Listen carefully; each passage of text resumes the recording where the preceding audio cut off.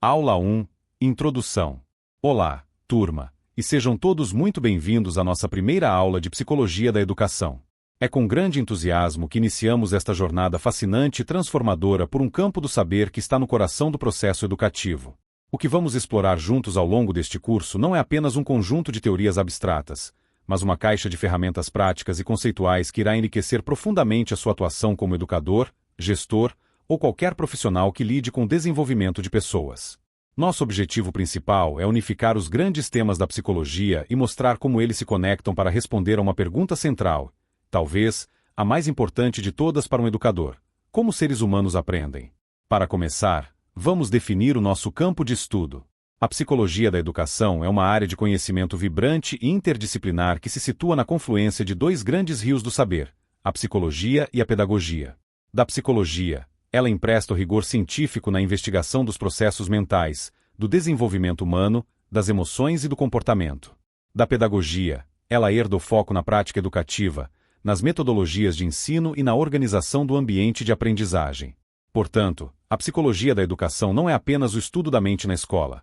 É a ciência que investiga como os fatores psicológicos influenciam e são influenciados pelos processos de ensino e aprendizagem em todos os seus múltiplos aspectos, sejam eles formais ou informais, ao longo de toda a vida.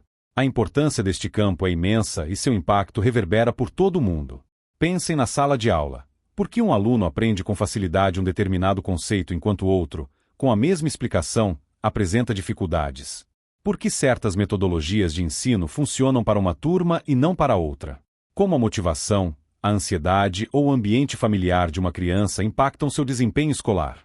A psicologia da educação nos oferece os modelos teóricos e as evidências empíricas para começarmos a responder a essas questões complexas, permitindo-nos ir além do senso comum e tomar decisões pedagógicas mais informadas, eficazes e, acima de tudo, mais humanas. Para compreendermos a psicologia da educação de hoje, é imprescindível fazermos uma viagem no tempo, e é isso que faremos em nossa segunda aula ao explorarmos os movimentos da psicologia no século XX. Nenhum conhecimento surge do nada. Ele é sempre construído sobre os ombros de gigantes, como disse Isaac Newton. Entenderemos que a psicologia, para se tornar uma ciência, precisou se desprender da especulação filosófica e abraçar o método experimental. Veremos como Zeitgeist, o espírito de cada época, moldou as perguntas e as respostas que os psicólogos buscavam, desde a tentativa de mapear a estrutura da consciência até a análise funcional do comportamento. Ao longo de nossa jornada, vamos nos deparar com as três grandes forças que dominaram o cenário da psicologia no século XX e que continuam a influenciar a educação. Na terceira aula, estudaremos o comportamentalismo, a escola que, em sua busca por objetividade, focou exclusivamente no comportamento observável, vendo a mente como uma caixa preta. Teóricos como Watson, Pavlov e, especialmente, Skinner, nos mostraram como o ambiente, através do condicionamento e do reforço, pode moldar o comportamento, oferecendo ferramentas poderosas para a gestão da sala de aula e para o desenvolvimento de tecnologias de ensino. Em seguida, na nossa quarta aula, veremos a reação a essa visão, por vezes, mecanicista do ser humano. Exploraremos a psicologia humanista, uma abordagem que colocou a pessoa, com sua subjetividade, seu potencial de crescimento e sua busca por autorrealização, no centro do palco. Com pensadores como Carl Rogers, aprenderemos sobre a importância da empatia e da criação de um ambiente de aprendizagem centrado no aluno, onde a liberdade e a confiança são os pilares para um aprendizado significativo. Veremos também como essa visão se desdobrou em teorias modernas, como as das inteligências múltiplas e da inteligência emocional, que nos desafiam a ver nossos alunos em sua totalidade. Depois de explorarmos as forças que focavam no comportamento externo e na experiência subjetiva, nossa quinta aula nos levará de volta ao estudo da mente, mas de uma forma totalmente nova, com a psicologia cognitivista. Esta revolução cognitiva, inspirada pela metáfora do computador, abriu a caixa preta para investigar como processamos informações. Estudaremos as teorias de gigantes como Jean Piaget, que nos mostrou como a inteligência é construída ativamente pela criança em estágios, e Lev Vygotsky, que destacou o papel insubstituível da interação social e da cultura nesse processo. Nas aulas 6 e 7, vamos detalhar e integrar esses conceitos. Na sexta aula, sobre as abordagens da cognição humana, vamos desmembrar os processos mentais em suas partes constituintes, como funcionam a atenção, a percepção, a memória e a linguagem. Na sétima aula, integrando cognição e comportamento, faremos a ponte entre o mundo mental e o mundo físico. Exploraremos os fundamentos da neurociência para entender como a aprendizagem modifica fisicamente nosso cérebro, através da neuroplasticidade, e como a terapia cognitivo-comportamental utiliza esse conhecimento para ajudar as pessoas a mudarem seus padrões de pensamento e ação. Finalmente, na nossa 8ª aula, uniremos todos esses fios sob o grande guarda-chuva do estudo do desenvolvimento humano. Veremos que todos os processos que estudamos, comportamentais, cognitivos, emocionais, não ocorrem de forma estática, mas se desdobram ao longo do tempo, em uma complexa interação entre a nossa herança genética, hereditariedade, nosso desabrochar biológico, maturação e as influências do mundo que nos cerca, ambiente. Entender o desenvolvimento humano em seu ciclo vital é a chave para uma prática educativa que seja verdadeiramente relevante e adaptada a cada fase da vida de nossos alunos. Portanto, convido a todos para embarcarem nesta viagem. A psicologia da educação não nos dará respostas fáceis ou receitas prontas. Em vez disso, ela nos fornecerá uma compreensão mais profunda, nuançada e crítica sobre o ato de ensinar e aprender. Ela nos desafiará a sermos educadores mais reflexivos, a vermos cada aluno não como um recipiente a ser preenchido, mas como um universo de potencialidades a ser despertado. Ao final deste curso, vocês terão uma visão panorâmica e integrada das forças que nos tornam quem somos e de como podemos, enquanto educadores, facilitar essa incrível jornada de desenvolvimento que é a vida humana. Vamos começar! Aula 2. Movimentos da psicologia no século XX. Para começarmos nossa jornada pela psicologia da educação, é fundamental compreendermos o terreno sobre o qual esta ciência foi construída. Na nossa 2ª aula, vamos explorar os grandes movimentos da psicologia no século XX. O nosso propósito aqui é entender que o conhecimento das diversas facetas da psicologia e de seus desenvolvimentos ao longo dos séculos 20 e 21 instrumentaliza os profissionais a multiplicarem suas capacidades e abordagens. Não podemos analisar o presente sem antes compreendermos o passado. Cada teoria, cada movimento, surgiu em um contexto específico, respondendo a perguntas de sua época e utilizando as ferramentas que tinha à disposição. Ao final desta aula, vocês serão capazes de descrever os movimentos históricos que contribuíram para a organização da psicologia como ciência, identificar as principais correntes do século XX e começar a relacionar esses desenvolvimentos com a psicologia que praticamos e estudamos no século XXI. Um conceito central que guiará nossa discussão é a interação entre perspectiva e Zeitgeist. Como nos ensina Leonardo Boff, todo ponto de vista é a vista de um ponto. Isso significa que a maneira como lemos e interpretamos o mundo é profundamente influenciada pelo nosso lugar social, nossas experiências e nossa visão de mundo. Nenhuma ciência, e a psicologia em particular, se desenvolve em um vácuo. Ela é sempre um produto do seu tempo, do seu Zeitgeist, o espírito, o clima intelectual e cultural de uma época. As perguntas que os psicólogos de antigamente faziam, as tecnologias que utilizavam e as respostas que encontravam estavam todas limitadas e moldadas pelo conhecimento acumulado até aquele ponto da história. Portanto, ao estudarmos esses movimentos, precisamos nos afastar de um julgamento anacrônico, com a cabeça do século XXI, e buscar compreender a perspectiva e o Zeitgeist daquele momento histórico específico. Para ilustrarmos a importância do contexto histórico e do perigo de julgarmos o passado com os olhos do presente, podemos analisar o caso da frenologia. Hoje, a consideramos uma pseudociência, uma ideia absurda. Contudo, em 1796, o alemão Franz Joseph Gall exerceu uma influência considerável na psicologia e na psiquiatria com essa teoria, que acreditava ser possível estudar as aptidões mentais de uma pessoa analisando o tamanho e o formato do seu crânio. Por muitos anos, essa prática foi vista como um método científico de ponta. O erro da frenologia não a torna inútil para nós hoje. Pelo contrário, ela nos ensina uma lição valiosa sobre o método científico. Foi somente porque essa teoria foi posta à prova, testada e investigada, que pudemos descartá-la e avançar para modelos mais precisos e éticos. Em ciência, os erros são tão relevantes quanto os acertos, pois são eles que nos inquietam, nos movem a buscar novas evidências e a refinar nosso conhecimento. A psicologia, como ciência, não nasceu do nada. Ela é herdeira direta de uma longa tradição de questionamento sobre a mente humana, a natureza do conhecimento e a essência do ser, uma tradição que tem suas raízes na filosofia. Desde os mitos da Grécia Antiga até os debates racionais de filósofos como Tales de Mileto, Sócrates, Platão e Aristóteles, a humanidade busca se entender. A filosofia nos forneceu as ferramentas da razão, da argumentação, da lógica e da retórica, métodos essenciais para questionar o que é o conhecimento verdadeiro e como podemos nos precaver das falácias, que são os erros de argumentação que, apesar de falsos, nos convencem e enganam. O pensamento filosófico, portanto, É a vacina contra o obscurantismo e a base sobre a qual a psicologia se organizou para buscar suas próprias respostas, mas agora com um novo conjunto de ferramentas. No século XVII, o debate filosófico entre racionalistas, como René Descartes, e empiristas, como John Locke, preparou o terreno para o surgimento da psicologia. Os racionalistas defendiam que a razão era a fonte primordial do conhecimento, enquanto os empiristas argumentavam que todo conhecimento provinha da experiência sensorial, concebendo a mente como uma tábula rasa, uma folha em branco a ser preenchida. Essa discussão sobre o funcionamento da mente humana foi fundamental. A síntese proposta por Immanuel Kant no século XVIII, criticando a razão pura, abriu definitivamente a porta para a investigação da mente de uma forma que não podia mais ser fechada. Essa herança filosófica complexa foi o solo fértil onde a psicologia científica fincaria suas raízes, buscando entender os processos pelos quais o conhecimento é produzido. Outra influência monumental foi a de Charles Darwin e sua teoria da evolução das espécies.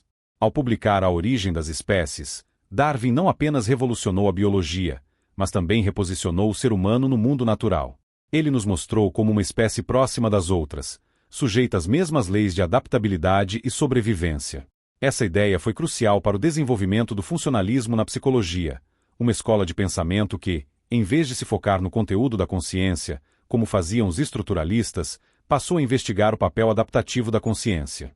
A pergunta deixou de ser o que é a consciência, e passou a ser para que serve a consciência. Essa mudança de perspectiva, de uma análise estática para uma análise funcional e evolutiva, foi um passo decisivo para a psicologia. A transição da filosofia para uma ciência experimental da mente foi marcada pela psicofísica. Figuras como Ernst Weber e Gustav Fechner começaram a empregar o método experimental para estudar a relação entre os estímulos físicos e as sensações psicológicas. Eles não romperam com a filosofia, mas buscaram evidências empíricas, dados constantes e resultados reprodutíveis. Essa abordagem, que buscava as regularidades e os padrões da nossa fisiologia sensorial, foi a resposta da psicologia à urgência de se fazer ciência no espírito positivista do século XIX. Foi nesse contexto, combinando a tradição filosófica, os avanços da fisiologia e a influência do empirismo, que Wilhelm Wundt fundou o primeiro laboratório de psicologia em Leipzig, em 1879, um marco que oficializa o nascimento da psicologia como uma ciência autônoma. Com a psicologia estabelecida como ciência, surgiram as primeiras grandes escolas de pensamento. O estruturalismo, liderado por Eduard B. Titchener, um discípulo de Wundt, buscava decompor a experiência consciente em seus elementos mais básicos, como sensações e sentimentos. O método utilizado era a introspecção experimental sistemática, onde observadores treinados descreviam seus estados mentais. A meta era criar um mapa da mente, identificando os átomos do pensamento. Em contrapartida, nos Estados Unidos, o funcionalismo, com William James como sua principal figura, não estava interessado nos átomos, mas na função da mente. Influenciado por Darwin, James estudava como a consciência nos ajuda a nos adaptar ao ambiente. Sua abordagem era mais pragmática e focada na experiência imediata, como no estudo da emoção, onde propôs que a experiência emocional é, na verdade, nossa percepção das alterações fisiológicas que ocorrem em nosso corpo. Enquanto o estruturalismo e o funcionalismo debatiam na América, a Europa via o desenvolvimento de outra força monumental, a psicanálise de Sigmund Freud. A psicanálise representa uma história à parte, mas sua influência na psicologia e na cultura ocidental é inegável. Freud, ao contrário das escolas que focavam na consciência, voltou sua atenção para o inconsciente, propondo que nossos comportamentos, pensamentos e sentimentos são largamente influenciados por desejos, medos e memórias dos quais não temos consciência. Ele desenvolveu uma teoria complexa sobre o aparelho psíquico, com as estruturas do id, ego e superego, e propôs uma teoria do desenvolvimento psicossexual. Inicialmente voltada para a saúde mental, a psicanálise se tornou uma ampla teoria da personalidade e do desenvolvimento humano, influenciando psicólogos, pedagogos e artistas. Em reação tanto à psicanálise, vista como excessivamente focada no patológico e no passado, quanto ao behaviorismo, considerado mecanicista e redutor, surgiu o humanismo como a terceira força da psicologia. Pensadores como Carl Rogers e Abraham Maslow propuseram uma visão mais otimista do ser humano, enfatizando o livre-arbítrio, a autorrealização e a busca por significado. O objeto de estudo do humanismo não era o comportamento observável ou inconsciente, mas os interesses e valores humanos. A psicologia humanista focava no potencial de crescimento de cada indivíduo, na importância da experiência subjetiva e na capacidade inata de buscar o desenvolvimento pleno, como exemplificado na famosa pirâmide de necessidades de Maslow. Essa corrente trouxe para a psicologia a valorização da empatia, da aceitação e da autenticidade nas relações humanas, com um impacto profundo na psicoterapia e na educação. Aula 3. Psicologia da Educação Comportamentalista. Olá a todos! Na aula de hoje, vamos aprofundar nosso conhecimento sobre uma das escolas teóricas mais influentes da psicologia da educação, o comportamentalismo, também conhecido como behaviorismo. O propósito desta aula é compreender a importância desta abordagem para a formação docente, indicando seus principais representantes e a aplicabilidade de seus conceitos à prática pedagógica. O comportamentalismo surge no início do século XX como uma forte reação ao mentalismo, à introspecção e a qualquer abordagem que tentasse estudar processos internos não observáveis. Para os behavioristas, a psicologia, para ser uma ciência de verdade, deveria se ater àquilo que é objetivamente verificável e controlável, o comportamento. O cenário da psicologia no início do século XX era de uma busca intensa por rigor científico, influenciado pelo positivismo. Em 1913, John B. Watson lança o que ficou conhecido como Manifesto Behaviorista, um artigo intitulado A Psicologia como um Behaviorista vê. Watson propôs uma mudança radical, o abandono do estudo da mente e da consciência e a adoção do comportamento como o único objeto de estudo legítimo da psicologia. Ele acreditava que, ao focar na relação entre estímulos, E, do ambiente e as respostas, R, do organismo, seria possível prever e controlar toda a conduta humana. Sua famosa e polêmica frase, "Dê-me uma dúzia de crianças saudáveis, e posso treiná-las para se tornarem qualquer tipo de especialista", resume a essência de sua visão determinista ambiental. Um dos pilares do behaviorismo clássico é o condicionamento clássico, cujos princípios foram detalhados pelo fisiologista russo Ivan Pavlov. Em seus famosos experimentos com cães, Pavlov demonstrou como um estímulo neutro, como o som de um sino, quando pareado repetidamente com um estímulo incondicionado, comida, que naturalmente provoca salivação, passa a eliciar a mesma resposta, salivação, tornando-se um estímulo condicionado. Esse processo de aprendizagem por associação é fundamental para entendermos como muitas de nossas respostas emocionais e fisiológicas são adquiridas. Na sala de aula, por exemplo, o medo de um professor severo pode ser generalizado para a matéria que ele leciona, ou a ansiedade diante de uma prova pode ser associada ao próprio ambiente escolar. Outro teórico fundamental para o behaviorismo inicial foi Edward Tordick. Através de seus experimentos com animais, notadamente com gatos em caixas-problema, Tordick formulou leis da aprendizagem que se tornaram centrais para a educação. A mais famosa é a lei do efeito, que postula que um comportamento seguido por uma consequência satisfatória, recompensa, tem maior probabilidade de ser repetido, enquanto um comportamento seguido por uma consequência desagradável, punição, tem menor probabilidade de ocorrer novamente. Ele também propôs a lei do exercício, a repetição fortalece a conexão ER, e a lei da prontidão, a aprendizagem é mais eficaz quando o organismo está pronto para ela. Essas leis forneceram uma base teórica para a ideia de que a aprendizagem pode ser moldada através do manejo das consequências. Apesar da importância de Watson e Pavlov, a figura mais proeminente do comportamentalismo é, sem dúvida, Burrus Frederic Skinner. Skinner desenvolveu o que chamou de behaviorismo radical e introduziu o conceito de condicionamento operante. Ele argumentava que o condicionamento clássico era limitado, pois descrevia um organismo passivo que apenas reagia a estímulos. Para Skinner, o mais importante era entender como os organismos agem sobre o ambiente e como as consequências dessas ações influenciam a probabilidade de que elas ocorram novamente.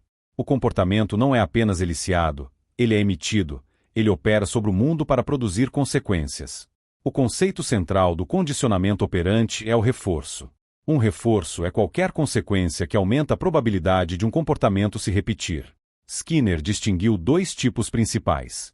O reforço positivo ocorre quando a apresentação de um estímulo agradável após um comportamento aumenta a frequência desse comportamento. Por exemplo, elogiar um aluno por uma resposta correta. Já o reforço negativo ocorre quando a remoção de um estímulo aversivo após um comportamento aumenta a frequência desse comportamento. Por exemplo, um aluno estuda para evitar uma nota baixa. É crucial não confundir reforço negativo com punição. A punição, por sua vez, é uma consequência que diminui a probabilidade de um comportamento, seja pela apresentação de um estímulo aversivo ou pela remoção de um estímulo agradável. A teoria de Skinner foi além do laboratório e teve aplicações diretas e profundas na educação. Ele criticava os métodos tradicionais de ensino, que ele via como ineficientes e baseados em controle aversivo. Em seu lugar, ele propôs a instrução programada e as máquinas de ensinar. A ideia era decompor o conteúdo a ser aprendido em pequenos passos, apresentá-los em uma sequência lógica e fornecer reforço positivo imediato, a confirmação de que a resposta está correta, a cada acerto. Isso permitiria que cada aluno progredisse em seu próprio ritmo e que a aprendizagem ocorresse com o mínimo de erros, tornando o processo mais eficiente e gratificante. O behaviorismo radical de Skinner também oferece uma visão filosófica distinta. Ao contrário do behaviorismo metodológico de Watson, que simplesmente ignorava os eventos internos, pensamentos, sentimentos, Skinner os incluía em sua análise. Ele os considerava comportamentos privados, sujeitos às mesmas leis de aprendizagem que os comportamentos públicos. Para Skinner, sentir fome não é a causa do comportamento de comer. Tanto a sensação de fome quanto o ato de comer são produtos de uma história de privação de alimento e de reforçamento. Essa abordagem, embora complexa, buscava criar uma ciência do comportamento completa, que não precisasse recorrer a explicações mentalistas para entender a ação humana. As contribuições do comportamentalismo para a educação são vastas. A ênfase na definição clara de objetivos de aprendizagem, na análise de tarefas, na importância do feedback imediato e do reforço positivo são princípios que, de muitas formas, foram incorporados à prática pedagógica. A ideia de que o comportamento pode ser modelado através de aproximações sucessivas, reforçando pequenos passos na direção do comportamento desejado, é uma técnica poderosa utilizada em diversos contextos, desde o ensino de habilidades complexas até a terapia comportamental. A análise funcional do comportamento, que busca entender a relação entre antecedentes, comportamentos e consequências, continua sendo uma ferramenta valiosa para professores lidarem com problemas de disciplina em sala de aula. Apesar de suas contribuições, o comportamentalismo também sofreu duras críticas, especialmente por sua visão, por vezes, determinista e por subestimar os processos cognitivos complexos, como a linguagem e o pensamento criativo. A famosa polêmica entre Skinner e o linguista Noam Chomsky sobre a aquisição da linguagem exemplifica esse embate. Enquanto Skinner via a linguagem como um comportamento verbal aprendido por reforço, Chomsky argumentava que os seres humanos nascem com uma capacidade inata para a linguagem, que não poderia ser explicada apenas por princípios comportamentais. Esse debate foi um dos estopins para a chamada revolução cognitiva, que veremos com mais detalhes em aulas futuras. Aula 4. Psicologia da Educação Humanista. Bem-vindos à nossa quarta aula. Hoje, mergulharemos na psicologia da educação humanista, uma abordagem que emergiu como uma poderosa alternativa às visões do behaviorismo e da psicanálise. O humanismo, frequentemente chamado de terceira força da psicologia, oferece uma concepção positiva do desenvolvimento humano, focando no potencial, na liberdade e na busca por significado. Nosso objetivo é compreender a importância desta perspectiva para a formação docente, destacando seus principais representantes e como seus conceitos se aplicam à prática pedagógica, incluindo suas raízes na teoria da Gestalt e seus desdobramentos em teorias mais contemporâneas. Antes de nos aprofundarmos no humanismo propriamente dito, é essencial compreendermos sua precursora, a psicologia da Gestalt. Surgindo na Alemanha na década de 1910, a Gestalt, palavra alemã que significa forma ou configuração, foi uma reação direta ao estruturalismo de Wundt e Titchener. Teóricos como Max Wertheimer, Wolfgang Kohler e Kurt Kofka argumentavam que a experiência psicológica não pode ser reduzida a uma simples soma de elementos. Eles defendiam o princípio de que o todo é diferente da soma das suas partes. A nossa percepção, segundo os gestaltistas, organiza os estímulos em totalidades significativas, em boas formas. Este foco na percepção, na experiência imediata e na organização do campo psicológico colocou o ser humano no centro, como um agente ativo na construção de sua realidade, preparando o terreno para a revolução humanista. A psicologia humanista, que floresceu em meados do século XX, surge de uma insatisfação com as duas forças dominantes da época. Por um lado, criticava a psicanálise por seu foco excessivo no patológico, no inconsciente e no determinismo das experiências passadas. Por outro, rejeitava o behaviorismo por sua visão mecanicista do ser humano como um organismo passivo, moldado apenas por estímulos e reforços externos. O humanismo, em contraste, enfatizou a experiência consciente, a liberdade de escolha, a espontaneidade e o poder de criação do homem. Ele trouxe uma visão otimista, acreditando na tendência inata do indivíduo para a autorrealização, ou seja, para o desenvolvimento pleno de seus potenciais. O nome mais proeminente da psicologia humanista é, sem dúvida, Carl Rogers. Sua abordagem, inicialmente chamada de terapia centrada no cliente e depois de abordagem centrada na pessoa, revolucionou a psicoterapia e teve um impacto imenso na educação. Rogers propôs que, para o crescimento pessoal ocorrer, são necessárias 3 condições fundamentais em um relacionamento: congruência, autenticidade, consideração positiva incondicional, aceitação e compreensão empática. Ele acreditava que todo indivíduo possui uma potencialidade natural para aprender e que a aprendizagem mais significativa é a aprendizagem experiencial, aquela que envolve a pessoa como um todo e que é relevante para seus próprios interesses e problemas. A aplicação das ideias de Rogers à educação resultou no conceito de liberdade para aprender. Ele criticava o modelo tradicional de ensino, que via o professor como um transmissor de conhecimento e o aluno como um receptor passivo. Para Rogers, o papel do professor deveria ser o de um facilitador da aprendizagem. O facilitador não ensina diretamente, mas cria um clima de confiança e aceitação na sala de aula, disponibiliza recursos e ajuda os alunos a explorarem seus próprios interesses.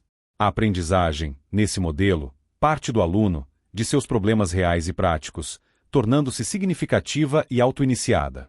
O foco muda do ensino para a aprendizagem, do conteúdo imposto para a descoberta pessoal. Um exemplo prático e radical dos princípios da educação humanista é a Escola Summerhill, fundada por Alexander Sutherland Neill na Inglaterra, em 1921. Summerhill é uma das pioneiras das chamadas escolas democráticas. Seus 2 princípios fundamentais são a possibilidade de os alunos escolherem se querem ou não assistir às aulas e a realização de assembleias, onde todos, alunos e professores, participam com igualdade de voto para decidir as normas da escola. Neill, assim como Rogers, acreditava que a educação formal tradicional muitas vezes reprimia a parte vital e emocional da criança. A proposta de Summerhill era criar um ambiente onde as crianças pudessem se desenvolver livremente, seguindo seus próprios interesses, em um contexto de respeito mútuo e autogoverno. O legado da psicologia humanista se estendeu e influenciou teorias mais recentes, como a teoria das inteligências múltiplas de Howard Gardner. No final do século XX, Gardner desafiou a visão tradicional e unitária de inteligência, medida pelos testes de QI. Ele propôs que não existe uma única inteligência, mas um conjunto de, inicialmente, 7 e depois mais, capacidades mentais relativamente independentes. Essas inteligências incluem a lógico-matemática, a linguística, a espacial, a musical, a corporal sinestésica, a interpessoal e a intrapessoal.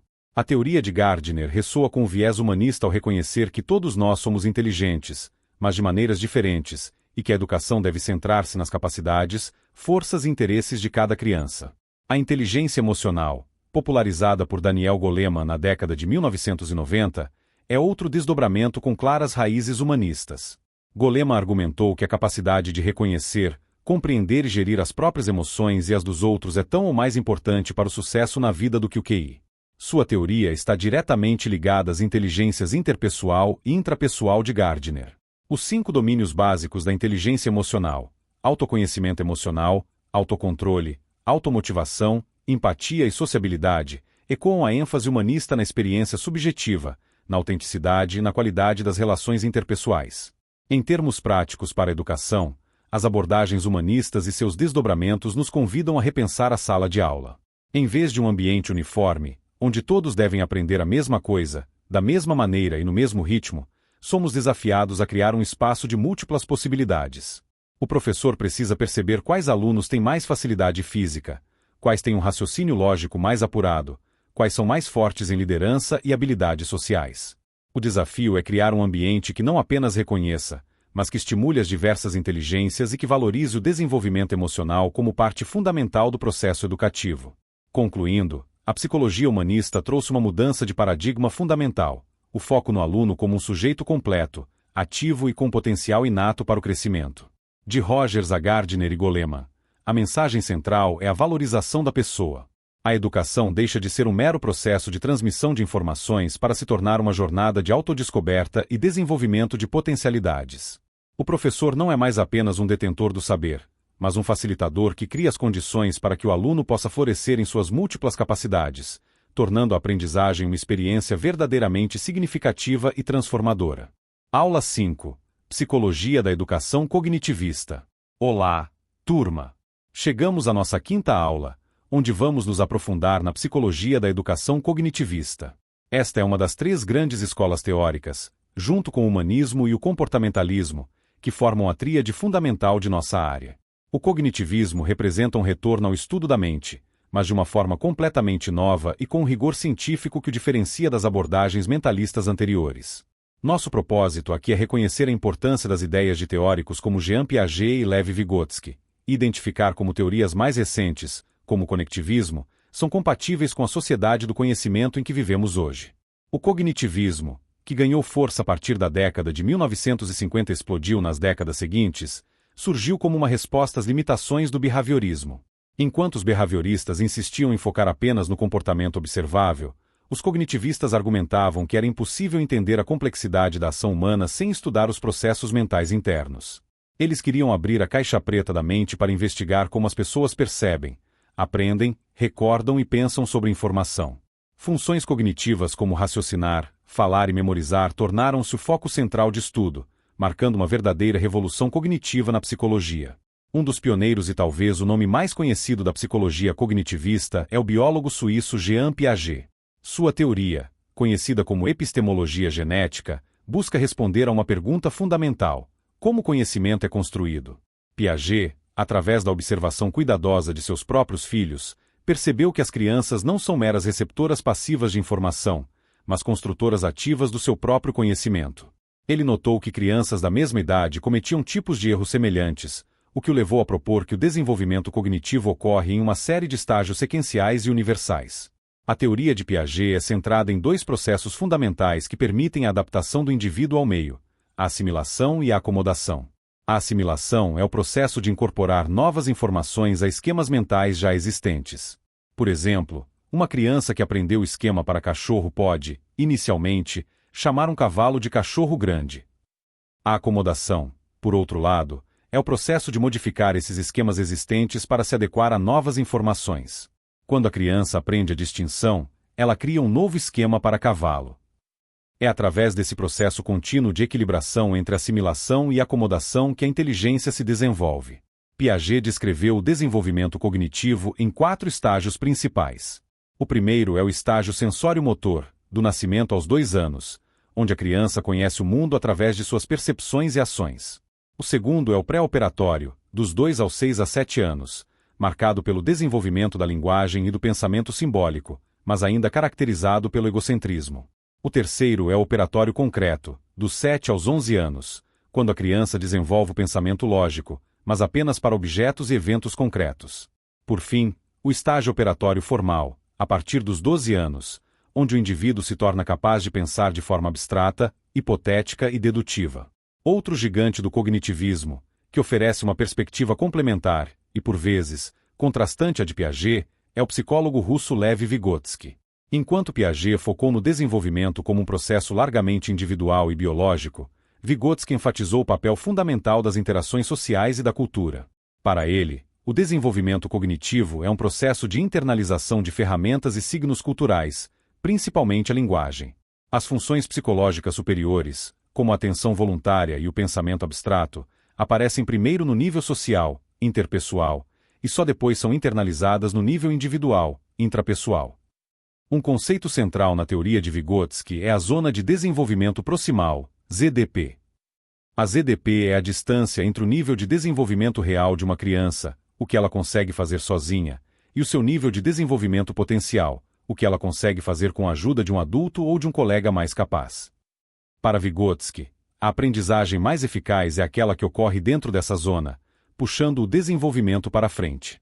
O papel da educação, portanto, não é esperar que a criança esteja pronta para aprender, mas atuar ativamente na ZDP, oferecendo a mediação necessária para que ela avance. Vygotsky e seus seguidores, como Luria e Leontiev, formaram a escola de pensamento conhecida como psicologia sócio-histórica. Eles viam o ser humano não como um produto isolado, mas como um ser constituído por sua história individual e pela história social e cultural em que está inserido.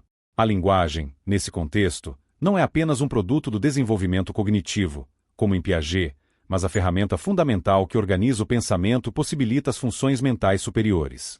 É através da mediação da linguagem e da interação social que construímos o conhecimento e nos tornamos quem somos. Avançando para o cenário contemporâneo, vemos o surgimento do conectivismo, uma teoria de aprendizagem para a era digital, desenvolvida por teóricos como George Siemens e Stephen Downes. O conectivismo argumenta que, em um mundo de redes e de fluxo constante de informações, A aprendizagem não é mais uma atividade interna e individualista. O conhecimento está distribuído em redes, e aprender é a habilidade de se conectar a nós especializados ou fontes de informação. A capacidade de saber onde encontrar a informação é mais crítica do que o que se conhece atualmente. A aprendizagem, nessa visão, é um processo contínuo de construção e manutenção de conexões em rede. O conectivismo e suas manifestações, como a aprendizagem em rede e os MOOCs, Massive Open Online Courses, atualizam e dialogam com as ideias de Vygotsky sobre a importância da interação. Ele reconhece a aprendizagem como um processo social, que ocorre em comunidades e através da colaboração. O papel do professor se transforma mais uma vez. Ele não é nem o transmissor de conhecimento do modelo tradicional, nem apenas o facilitador do modelo humanista. No conectivismo, o professor é um curador, um nó mais experiente na rede, que ajuda os alunos a navegarem, a avaliarem as fontes e a construírem suas próprias redes de aprendizagem em um processo dinâmico e contínuo. Aula 6. Abordagens da cognição humana. Bem-vindos, estudantes, à nossa sexta aula. Hoje, vamos mergulhar mais fundo nas abordagens da cognição humana. Nas aulas anteriores, vimos as grandes escolas de pensamento, e hoje nosso objetivo é detalhar os processos que operam na nossa cognição, desde as atividades mais básicas até as mais sofisticadas. Reconhecer essas capacidades cognitivas é fundamental para educadores e gestores, pois nos permite entender como aprendemos, como nos relacionamos com o mundo e como podemos construir processos mais eficientes de ensino e aprendizagem. Para começar, vamos organizar os processos cognitivos em duas grandes categorias, os básicos e os superiores. Os processos básicos são a fundação de nossa vida mental. Tudo começa com as sensações e emoções, que são os efeitos imediatos dos estímulos do ambiente sobre nosso corpo. Em seguida, vem a atenção, que é a capacidade de discriminar e selecionar estímulos específicos em meio ao mar de informações. Quando essa atenção é prolongada, chamamos de concentração. A percepção é o processo que torna o mundo inteligível, organizando os dados sensoriais em padrões significativos. A memória nos permite registrar, armazenar e recuperar experiências, enquanto a aprendizagem é a modificação do comportamento a partir dessas experiências. Os processos cognitivos superiores são construídos sobre essa base e representam nossas habilidades mais complexas. A motivação nos direciona a objetivos. A linguagem e a comunicação nos permitem operar simbolicamente sobre o mundo e interagir socialmente. Os pensamentos são as representações internas, via imagens e verbalizações, que usamos para formar conceitos. O raciocínio nos permite ponderar sobre evidências e probabilidades. A inteligência representa nossa capacidade geral para desempenhos eficazes, e a personalidade abarca os repertórios comportamentais que nos tornam identificáveis como indivíduos. Todos esses processos, do mais simples ao mais complexo, interagem de forma dinâmica. A estrutura que suporta toda essa atividade é o que chamamos de arquitetura cognitiva. Usando uma metáfora computacional, podemos pensar na mente como software, com suas diversas funções, e no cérebro como hardware, a estrutura física. Essa arquitetura é construída em níveis. A unidade mais básica é a informação. Quando juntamos várias informações com um sentido comum, formamos uma ideia. E quando reunimos todas as ideias sobre um determinado assunto, formamos um esquema. A formação de esquemas cada vez mais complexos ao longo da vida é o ponto central do nosso desenvolvimento cognitivo, permitindo-nos lidar com problemas e aprender coisas novas. Vamos detalhar um pouco mais os processos de atenção e percepção. Eles são como uma via de mão dupla. A percepção é a nossa porta de entrada para o mundo, através dos sentidos como visão, audição, tato, olfato e paladar. Quando um estímulo atinge um de nossos receptores sensoriais, ele gera um impulso nervoso que viaja até o cérebro para ser decodificado. A atenção, por sua vez, funciona como um filtro. Não podemos processar todos os estímulos ao mesmo tempo. A atenção nos permite selecionar o que é relevante, priorizar informações e focar nossos recursos mentais. Existem diferentes tipos de atenção: a seletiva, focar em um estímulo ignorando outros; a alternada, mudar o foco entre tarefas; e a sustentada, manter o foco por um longo período. Agora, vamos aos processos mnemônicos, ou seja, os processos de memória. A memória é fundamental, pois sem a capacidade de reter informações, a aprendizagem seria impossível. O processamento da memória ocorre em 3 fases: codificação, transformar a informação sensorial em um formato que o cérebro possa armazenar; armazenamento, manter essa informação ao longo do tempo; e evocação, recuperar a informação quando necessário. A memória não é um sistema único. Fazemos uma grande distinção entre a memória de curto prazo e a memória de longo prazo. A memória de curto prazo é nossa memória de trabalho, um espaço mental ativo onde manipulamos informações por um breve período. Ela inclui a memória sensorial, que retém informações dos sentidos por frações de segundo, e a memória de trabalho propriamente dita, que nos permite manter e manipular informações, como um número de telefone, enquanto discamos. Já a memória de longo prazo é nosso vasto arquivo de conhecimentos e experiências, que pode durar a vida inteira. A passagem da informação da memória de curto prazo para a de longo prazo depende de fatores como a repetição e a relevância emocional. A memória de longo prazo também se subdivide. Temos as memórias declarativas ou explícitas, que são aquelas que podemos acessar e relatar conscientemente.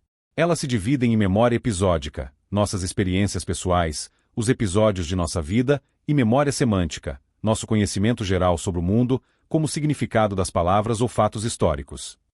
Por outro lado, temos as memórias não declarativas ou implícitas, que operam de forma inconsciente.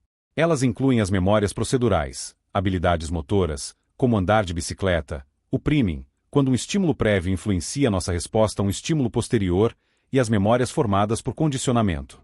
A linguagem é, talvez, a mais distintiva das nossas capacidades cognitivas superiores. Como Vygotsky nos ensinou, ela é a ferramenta que estrutura o pensamento. Inicialmente, na filogenia e na ontogenia, o pensamento e a fala têm raízes distintas. Contudo, em um determinado ponto do desenvolvimento, essas duas linhas se cruzam, e a fala se torna intelectual e o pensamento se torna verbal. A linguagem permite o desenvolvimento do pensamento abstrato, nos liberta do aqui e agora e nos permite compartilhar e construir conhecimento socialmente. É através da linguagem que transmitimos cultura, criamos mitos, formulamos teorias e estabelecemos as normas que regem nossas vidas. Finalmente, vamos revisitar brevemente a perspectiva de Piaget sobre a cognição.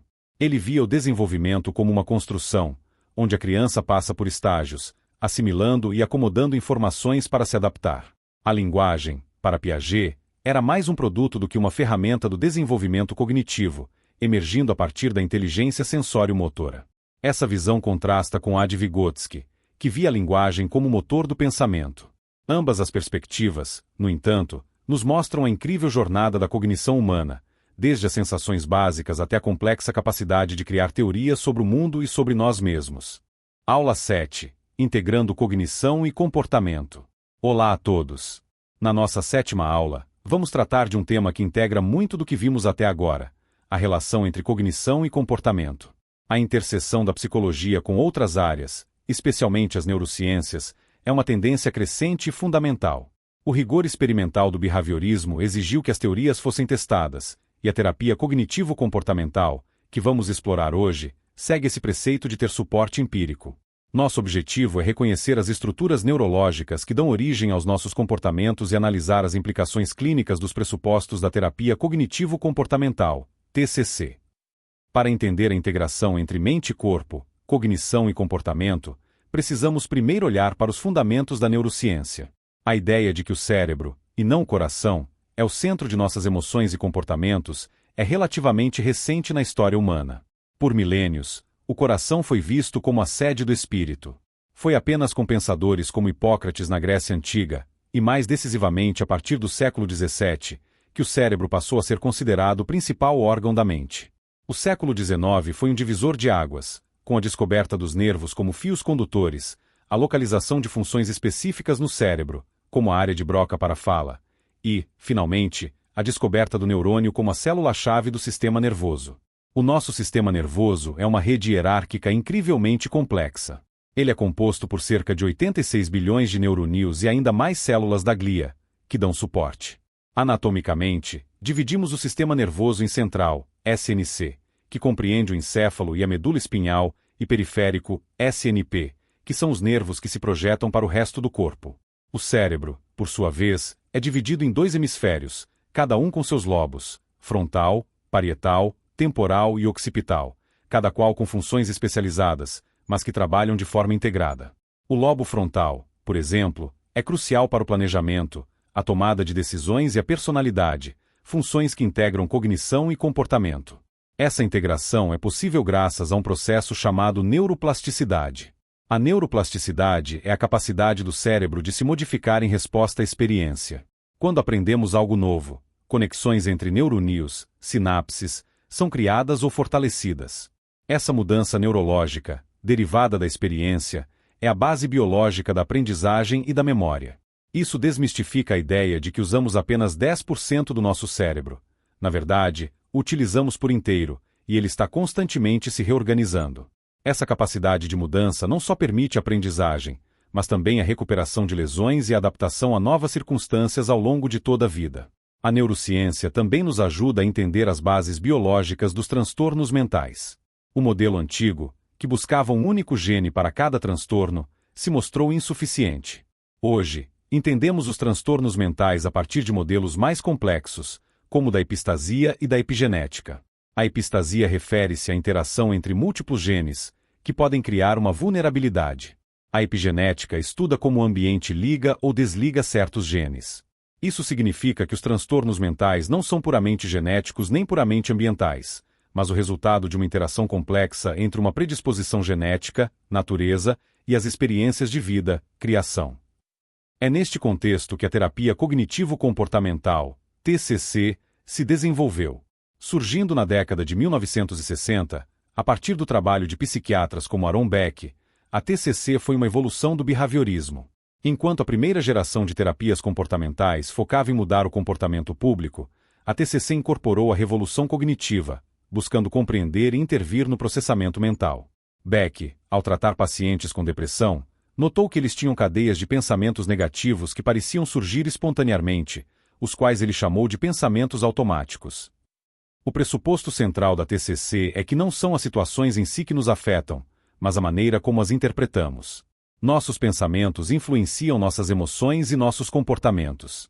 Por exemplo, uma demissão pode ser horrível para alguém que pensa sou um fracasso, nunca mais vou arrumar um emprego, mas pode ser um alívio para quem pensa ótimo, agora posso buscar a carreira que sempre quis. A TCC trabalha para identificar e modificar esses padrões de pensamento disfuncionais. A TCC organiza o processamento cognitivo em 3 níveis. O nível mais superficial é o dos pensamentos automáticos, que são as ideias que surgem em nossa mente em situações específicas. Em um nível mais profundo estão as crenças intermediárias, que são nossas regras e pressupostos sobre a vida, eu devo ser perfeito para ser amado. E no nível mais profundo de todos estão as crenças centrais ou nucleares, que são nossas verdades absolutas e globais sobre nós mesmos, os outros e o mundo, eu sou incompetente, as pessoas não são confiáveis. A terapia trabalha para reestruturar essas crenças, começando pelos pensamentos automáticos e chegando às crenças mais profundas. O processo terapêutico na TCC é colaborativo, educativo e focado em metas. O terapeuta e o paciente trabalham juntos como uma equipe para entender os problemas e encontrar soluções. A terapia é psicoeducativa, pois o objetivo é que o paciente se torne seu próprio terapeuta, aprendendo a identificar seus padrões de pensamento e a desafiá-los. Utilizasse a descoberta guiada, onde o terapeuta faz perguntas para ajudar o paciente a chegar às suas próprias conclusões, em vez de simplesmente dar respostas. A terapia é estruturada, focada no presente, mas também explora o passado para entender a origem das crenças disfuncionais. A TCC utiliza uma vasta gama de técnicas, tanto cognitivas quanto comportamentais. As técnicas cognitivas incluem o questionamento socrático para examinar a validade dos pensamentos, a identificação de distorções cognitivas, como o pensamento tudo ou nada ou catastrofização, e a busca por evidências que confirmem ou refutem um pensamento. As técnicas comportamentais incluem experimentos comportamentais para testar crenças na prática, treinamento de habilidades sociais e técnicas de exposição para lidar com medos e ansiedades. Essa integração de cognição e comportamento é o que torna a TCC uma abordagem tão poderosa e eficaz, com forte respaldo de evidências científicas para o tratamento de diversos transtornos. Aula 8. O estudo do desenvolvimento humano. Bem-vindos à nossa 8ª aula. Hoje, nosso foco é o estudo do desenvolvimento humano. Há mais de um século, os seres humanos têm sido objeto de estudo científico, desde o período pré-natal até a velhice. Este estudo é crucial, pois promove a compreensão dos processos que ocorrem com os indivíduos ao longo de seu percurso de vida, analisando os aspectos físico-motor, intelectual, afetivo-emocional e social. O conhecimento sobre o desenvolvimento humano capacita os profissionais a observarem e analisarem comportamentos de forma mais eficaz, e com isso, a planejarem ações mais adequadas para grupos ou sujeitos individualmente. O estudo do desenvolvimento, como conhecemos, tem suas raízes em debates filosóficos antigos.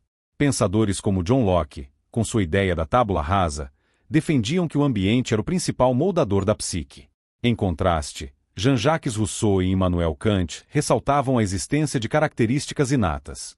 Essas perspectivas filosóficas influenciaram profundamente as teorias da psicologia do desenvolvimento, que buscam entender a complexa interação entre o que herdamos e o que vivenciamos. Hoje, entendemos que o desenvolvimento humano acontece durante toda a vida, passando por etapas como infância, juventude, maturidade e velhice, uma visão que demorou a ser consolidada. O desenvolvimento humano implica em mudanças, que podemos classificar como quantitativas e qualitativas. A mudança quantitativa é uma alteração em número ou quantidade, como aumento de peso ou altura. A mudança qualitativa, por sua vez, é uma alteração no tipo, na estrutura ou na organização, como a passagem do balbucio para a fala ou o desenvolvimento do pensamento abstrato. O processo de desenvolvimento é complexo e afetado por uma infinidade de fatores, tornando impossível uma resposta única sobre como ele ocorre para todos os sujeitos e todas as culturas. 3 fatores centrais influenciam o desenvolvimento humano, e é na interação entre eles que reside a chave para compreendermos nossa trajetória: a hereditariedade, a maturação e o meio ambiente. A hereditariedade refere-se ao nosso legado genético, às características transmitidas por nossos pais. Nosso genótipo é o conjunto de genes que recebemos, e nosso fenótipo são as características observáveis que resultam da interação desse genótipo com o ambiente. A compreensão científica da hereditariedade é recente, tendo sido impulsionada pelos estudos de Gregor Mendel no século XIX. A maturação refere-se aos padrões de mudanças determinados internamente, que seguem uma sequência biológica relativamente fixa. É o desdobramento de um plano genético, como o desenvolvimento do corpo, da forma e de habilidades que começam na concepção e continuam até a morte. Ficar de pé, por exemplo, é um processo maturacional, mas que também depende da estimulação ambiental. O caso do menino selvagem de Aveyron, descoberto no século XVIII, que não sabia andar ou falar, ilustra dramaticamente como a maturação depende da interação com o ambiente humano para se manifestar plenamente. O meio ambiente é o conjunto de influências e estimulações externas que moldam nosso desenvolvimento. Isso inclui desde a alimentação e os cuidados na primeira infância até o contexto social e histórico em que vivemos. A família, a escola, a comunidade e a cultura são agentes ambientais poderosos. Como nos lembra a teoria de Frederick Skinner, a organização das contingências ambientais, através de reforços e punições, pode moldar o comportamento.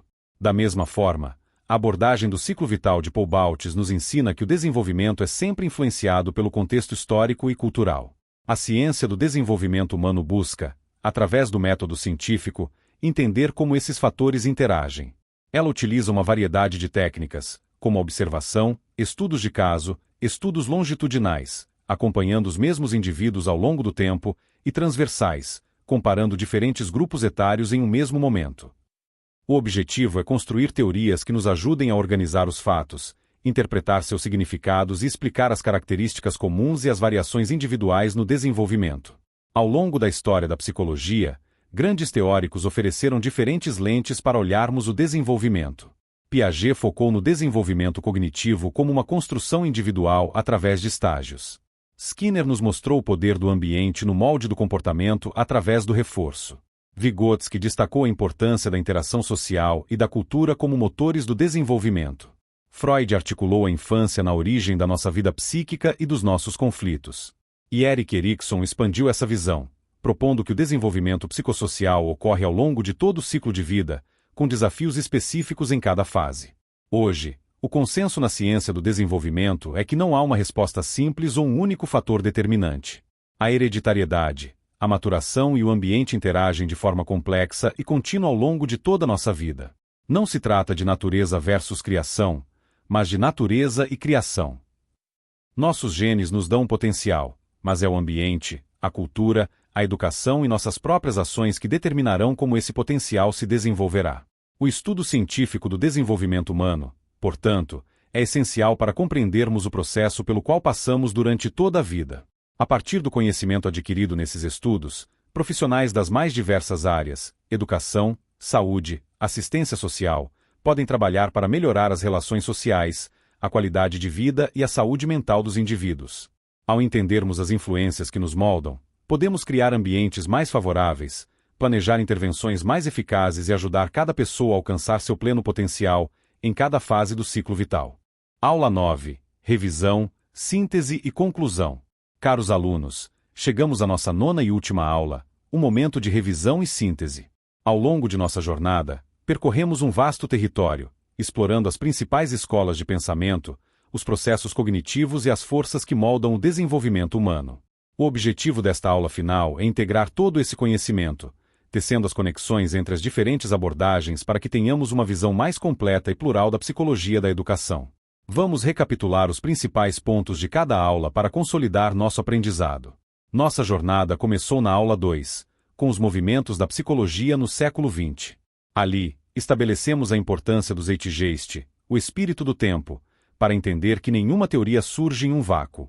Vimos como a psicologia emergiu da filosofia e da fisiologia, e fizemos um sobrevoo pelas grandes escolas, o estruturalismo de Wundt e Titchener, focado em decompor a consciência, o funcionalismo de William James, interessado na função adaptativa da mente, a psicanálise de Freud, que desvendou o inconsciente, e as reações que se seguiram, como a Gestalt, o humanismo e a revolução cognitiva.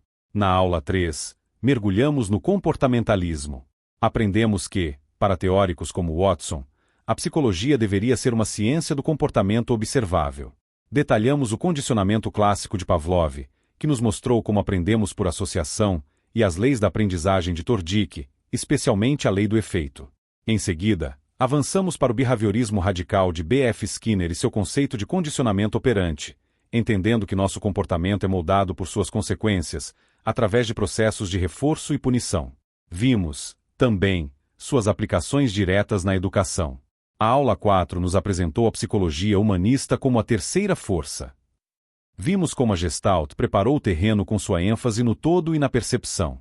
Em seguida, exploramos as ideias de Carl Rogers, com sua abordagem centrada na pessoa, e o papel do professor como um facilitador da aprendizagem. Discutimos como essa visão otimista do potencial humano influenciou teorias mais recentes, como as inteligências múltiplas de Howard Gardner, que nos convidou a ver a inteligência de forma plural, e a inteligência emocional de Daniel Goleman, que destacou a importância de gerir nossas emoções. Com a aula 5, entramos de vez na psicologia cognitivista. Focamos em dois de seus maiores expoentes. De um lado, Jean Piaget e sua epistemologia genética, que descreveu o desenvolvimento cognitivo como uma construção individual através de estágios, movida pelos processos de assimilação e acomodação. De outro, Lev Vygotsky, que nos ofereceu uma perspectiva sócio-histórica, enfatizando que o desenvolvimento é impulsionado pela interação social, pela cultura e pela mediação da linguagem, através do conceito fundamental da zona de desenvolvimento proximal. Nossa aula 6 foi dedicada a detalhar as abordagens da cognição humana. Desmembramos os processos mentais, desde os básicos, como sensação, percepção e atenção, até os superiores, como pensamento, linguagem e inteligência. Organizamos a arquitetura cognitiva em informações, ideias e esquemas, e aprofundamos nosso entendimento sobre a memória, diferenciando a memória de curto prazo da de longo prazo, e dentro desta, as memórias declarativas, episódica e semântica, e as não declarativas, procedurais. Na aula 7, nosso foco foi integrar cognição e comportamento. Para isso, exploramos os fundamentos da neurociência e o conceito de neuroplasticidade, a capacidade do cérebro de se modificar com a experiência, que é a base biológica da aprendizagem. Vimos como a terapia cognitivo-comportamental, TCC, representa essa integração na prática clínica, ao postular que nossos pensamentos influenciam nossas emoções e comportamentos, e a utilizar técnicas tanto cognitivas quanto comportamentais para promover a mudança. Nossa última aula de conteúdo, a aula 8, abordou o estudo do desenvolvimento humano. Discutimos os 3 fatores centrais que interagem para nos moldar: a hereditariedade, nossa herança genética, a maturação, o desdobramento de um plano biológico, e o meio ambiente, as influências da cultura e da experiência. Reforçamos a ideia de que o desenvolvimento é um processo que ocorre ao longo de todo o ciclo vital e que a ciência busca entender a complexa dança entre esses fatores. Ao olharmos para trás, para toda essa trajetória, uma conclusão se torna clara: a psicologia é uma ciência plural. Não existe uma única teoria capaz de explicar toda a complexidade do ser humano.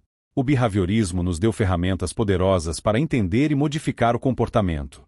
A psicanálise nos abriu as portas do inconsciente. O humanismo resgatou a importância da experiência subjetiva e do potencial humano. E o cognitivismo nos permitiu investigar cientificamente os processos mentais que medeiam nossa relação com o mundo. Como educadores e profissionais que lidam com pessoas, nosso papel é conhecer essas diferentes perspectivas não para escolher uma em detrimento das outras, mas para termos uma caixa de ferramentas mais rica e diversificada. Cada abordagem nos oferece uma lente, um ponto de vista, e é na combinação dessas lentes que podemos chegar a uma compreensão mais profunda e eficaz de nossos alunos e de nós mesmos. A jornada do conhecimento não termina aqui. Ela é contínua, assim como o próprio desenvolvimento humano. Espero que este curso tenha sido um passo significativo em sua formação e que tenha despertado em vocês a curiosidade para continuar aprendendo, questionando e crescendo. Muito obrigado pela companhia e pelo empenho de todos.